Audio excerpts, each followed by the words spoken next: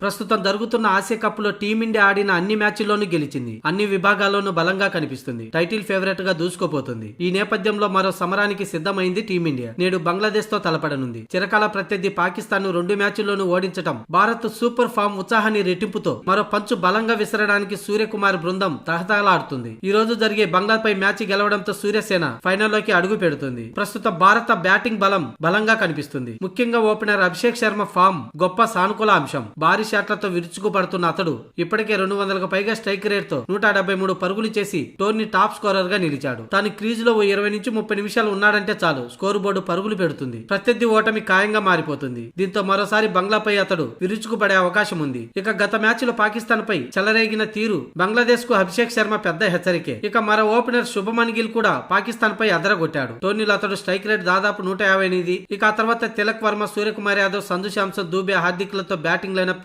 దుర్భేదంగా కనిపిస్తుంది. ఇక ఫాస్ట్ స్పిన్నర్ల గురించి ప్రత్యేకంగా చెప్పాల్సిన పని లేదు. మొత్తంగా చూసుకుంటే టీమిండియా బంగ్లాదేశ్ ను చిత్తు చేయడం ఖాయం. అయితే టీమిండియా ఇంత బలంగా కనిపిస్తున్నా ఆ జట్టును ఈజీగా ఓడిస్తామంటూ బంగ్లాదేశ్ కోచ్ ఎగస్ట్రా పలుకులు పలికాడు. తామే కాదు ఏ క్రికెట్ టీం అయినా భారత్ ను ఓడిస్తుందని, అలాంటిది ఈ రోజు మేం కూడా టీమిండియాను ఈజీగానే ఓడిస్తామంటూ ఓవర్ యాక్షన్ చేశాడు. ఇందుకు నెటిజన్లు కూడా కౌంటర్ ఇస్తున్నారు. దమ్ముంటే అభిషేక్ శర్మని 10 నిమిషాలు తట్టుకోండి చాలు, మరో 10 నిమిషాలు అతనికి అవకాశం ఇచ్చారో గ్రౌండ్ లో సునామే వస్తుందంటూ బంగ్లాదేశ్ కోచ్ కు కౌంటర్ ఇస్తున్నారు నెటిజన్లు. కాగా T20లో బంగ్లాదేశ్ పై టీమిండియాదే పూర్తి ఆధిపత్యం. ఇరు జట్లు ఇప్పటి వరకు 17 సార్లు తలపడ్డాయి. అందులో 16 మ్యాచ్ల్లో భారత్దే గెలుపు. ఒక్కసారి మాత్రమే బంగ్లాదేశ్ గెలిచింది, అది కూడా 2019. ఇక ఆ తర్వాత టీమిండియా వరుసగా 8 విజయాలు నమోదు చేసింది.